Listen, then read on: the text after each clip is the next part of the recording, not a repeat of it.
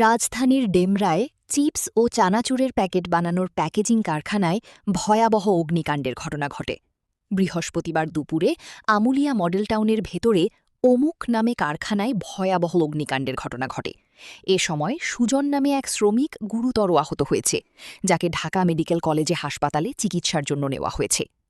এদিকে খবর পেয়ে ডেমরা ফায়ার সার্ভিস সহ ফায়ার সার্ভিসের দুটি টিম ঘটনাস্থলে আগুন নিয়ন্ত্রণে কাজ করছে।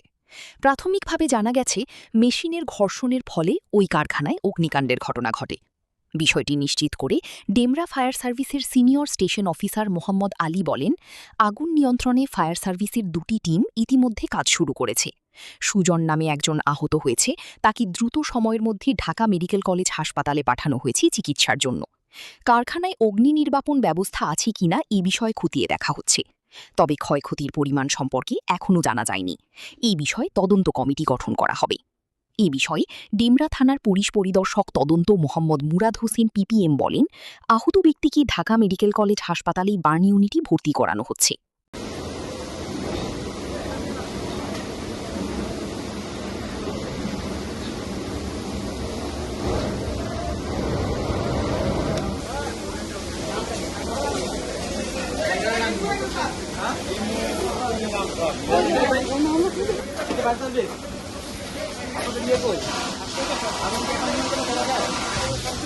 তার কই হ্যাঁ